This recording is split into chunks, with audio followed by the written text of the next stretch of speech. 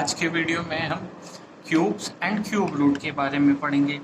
Last topic हमने squares and square root cover किया था, तो बिना देरी किए हम शुरू करते हैं क्यूब से। सो आखिर क्यूब्स होते क्या हैं? सो बेसिकली जैसे हमने पढ़ा था कि स्क्वायर्स वो नंबर होते हैं जो अपने आप से 2 बार मल्टीप्लाई होते हैं और जो प्रोडक्ट आता है वो उस नंबर का स्क्वायर होता है। तो similarly cubes are those number which when multiplied by itself thrice then the product obtained is called the cube of that number। अब जैसे when m is multiplied by itself thrice, when m is multiplied by itself thrice, the product obtained, that is m cube, is the cube of m, और हम इसे कहते हैं m raised to the power 3। अब जैसे example आप देख लीजिए, cube of 5, that means 5 multiplied by itself thrice.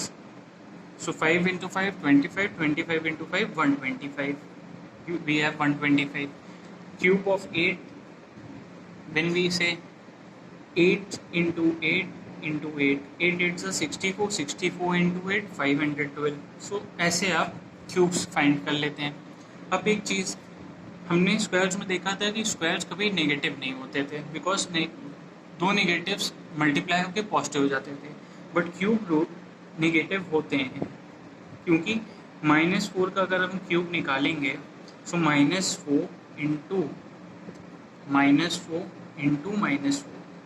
सो आप देखिए माइनस माइनस 2 बार मल्टीप्लाई होकर तो पॉजिटिव हो रहे हैं, लेकिन जब वो पॉजिटिव होते हैं तो पॉजिटिव इंटू माइनस वो नेगेटिव फिर से हो जाता है। सो इसीलिए हम इसे लिख लेते हैं -4 into 4 into 4। So that means -4 का क्यूब होता है -64। अब एक बात जो हमें नोट करनी है, cubes of positive number are always positive and cubes of negative number are always negative. अब ऐसे ही cubes of odd numbers are always odd. जो ऑड नंबर्स के क्यूब होंगे वो हमेशा ऑड ही आएंगे, और क्यूब्स ऑफ इवन नंबर जो होते हैं वो हमेशा इवन आते हैं। आप इसे देख भी सकते हैं। अब जैसे 4 का क्यूब 64 इवन, लेकिन 5 का क्यूब 125 ऑड। सो ये एक प्रॉपर्टी हो जाती है क्यूब्स की। अब परफेक्ट क्यूब क्या होता है? परफेक्ट क्यूब सिंपली वो नंबर्स होते हैं जिनका हम एग्जैक्ट क्यूब रूट फाइंड कर सकते हैं। अब जैसे 216 एक परफेक्ट क्यूब है। 216 is a perfect cube because 216 का हम एग्जैक्ट क्यूब रूट फाइंड कर सकते हैं जो कि 6 है। अब हम पता कैसे लगाते हैं कि कोई नंबर परफेक्ट क्यूब है या नहीं? सो जैसे हम स्क्वायर रूट में करते थे कि प्राइम फैक्टर्स के फॉर्म में हम ब्रेक कर लेते थे। अब जैसे अगर हमें पता लगाना है 297 एक परफेक्ट क्यूब है कि नहीं, तो हम इसे प्राइम फैक्टर्स के फॉर्म में लिखते हैं।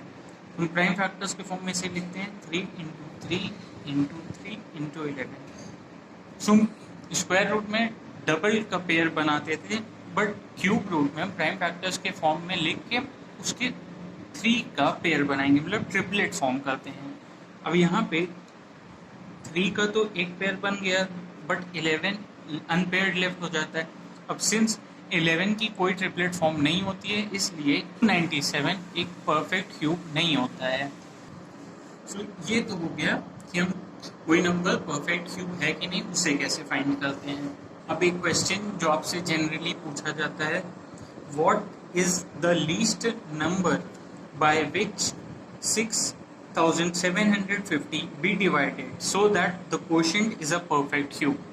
अब ऐसा क्वेश्चन हमने स्क्वायर रूट में किया था। अब हम क्यूब रूट में क्या करते हैं, सिंपली 6750 को फैक्टर्स के फॉर्म में लिख लेते हैं, प्राइम फैक्टर्स के फॉर्म में।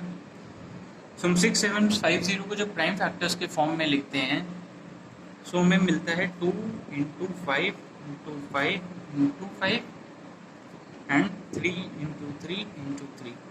सो हम देखते हैं कि हम 5 के और 3 के तो ट्रिपलेट्स फॉर्म कर लेते हैं, बट 2 हमारा यहाँ पे लेफ्ट रहता है उसका ट्रिपलेट फॉर्म नहीं होता है। सो अगर हम दोनों साइड को 2 से डिवाइड करते हैं, dividing both sides by 2, we find that when we divided by 2, that means यहाँ तो हमारे पास पेयर्स थे 5 into 5 and here 3 into 3।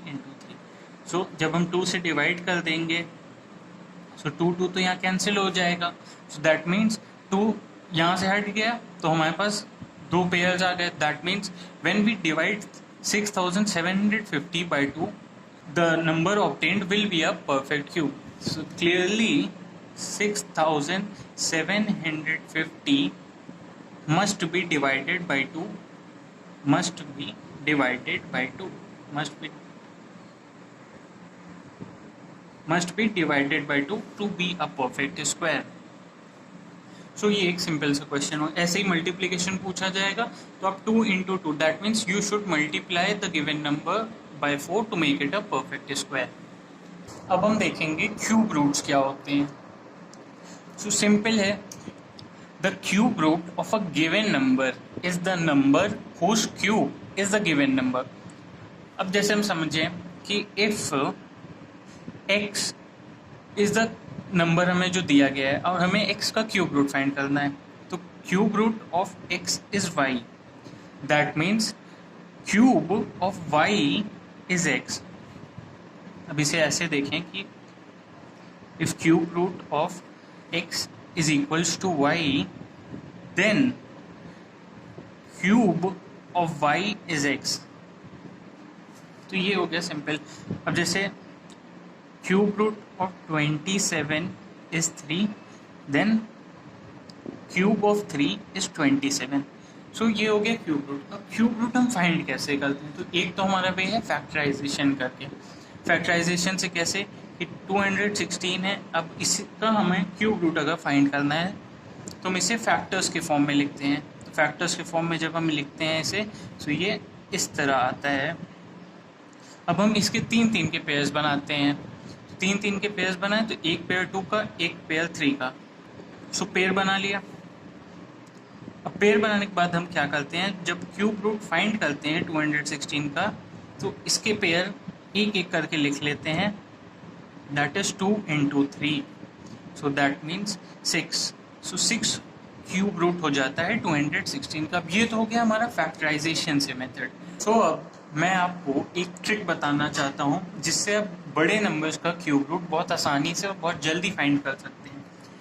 But उस ट्रिक को सीखने से पहले आपको कुछ बातें ध्यान रखनी होगी, उससे लर्न भी करना होगा कि अगर हमें जो नंबर जिसका क्यूब रूट हमें फाइंड करना है उसकी यूनिट्स प्लेस पे ये सारे नंबर हैं, 1 है, 4 है, 5 है, 6 है या 9 है, तो उसकी जो क्यूब रूट हम फाइंड करेंगे उसकी भी यूनिट्स प्लेस पे यही नंबर होंगे, 1, 4, 5, 6, 9। मतलब 1 है तो 1 ही होगा, 4 है तो 4 ही होगा, 5 है तो 5 ऐसे। बट एक चीज़ हमें ध्यान रखनी है कि अगर जिस नंबर का क्यूब रूट हमें फाइंड करना है उसकी यूनिट्स प्लेस पे जो है डिजिट वो 2 है, तो क्यूब रूट में 8 होगी, और अगर डिजिट 3 है तो क्यूब रूट में 7 होगी। और ऐसे ही अगर डिजिट 8 है तो क्यूब रूट में 2 हो जाएगी, और अगर डिजिट 7 है तो क्यूब रूट में वो 3 हो जाती है। तो ये तो हो गई एक चीज़ जो हमें लर्न करनी है। दूसरी जो हमें लर्न करनी है वो है 1 से 10 तक के सारे cube root.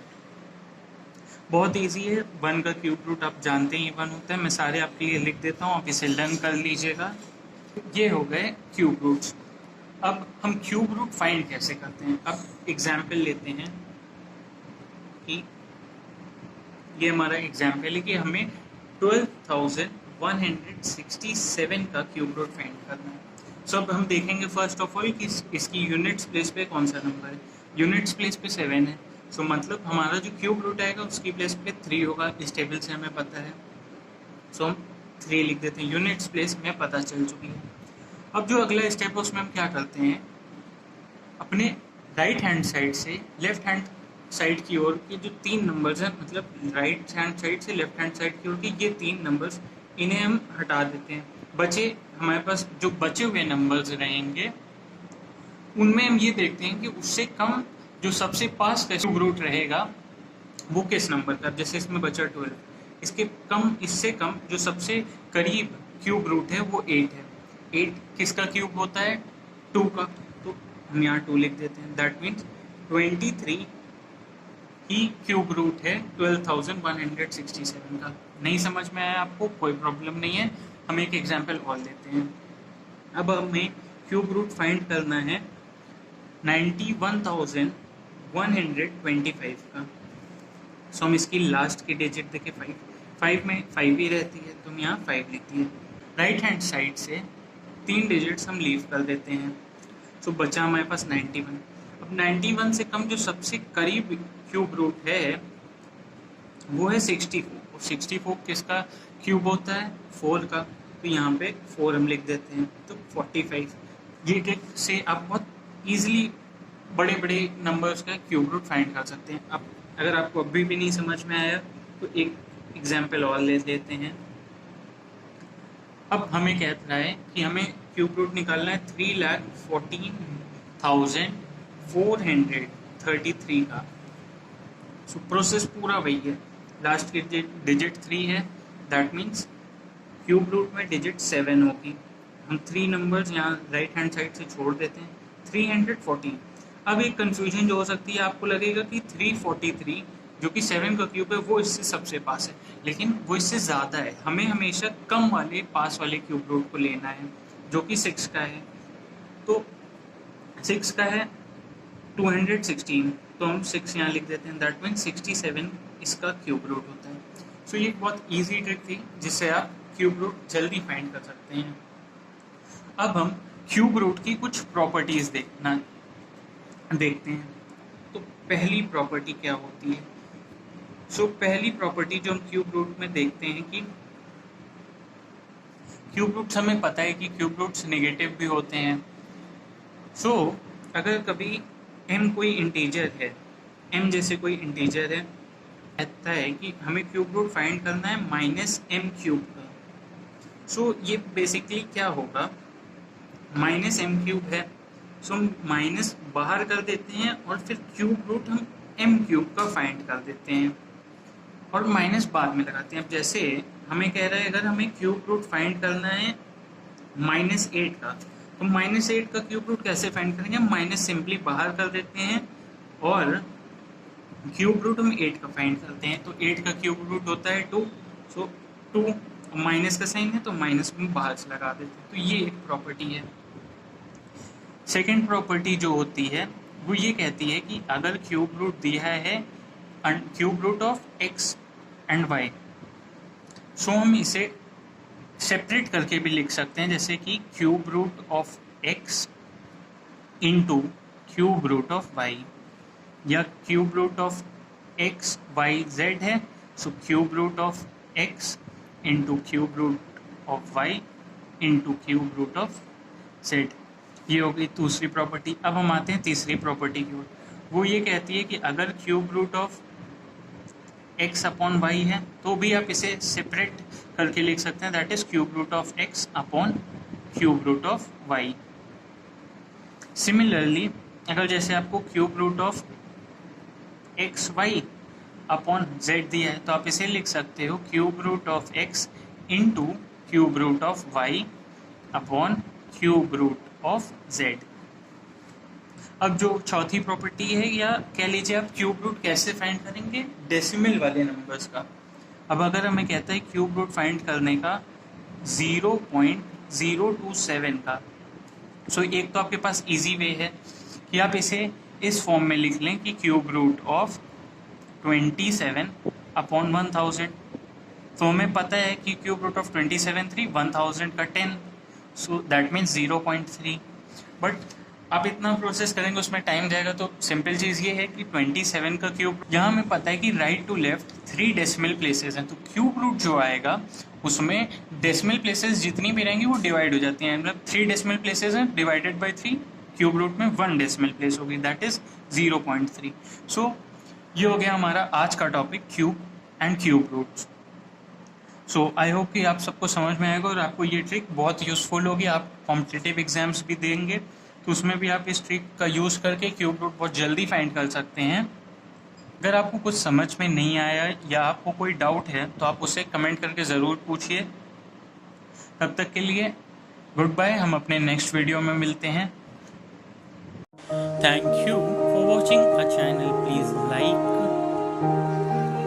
Share and subscribe our channel, and don't forget to press the bell icon to get the latest notification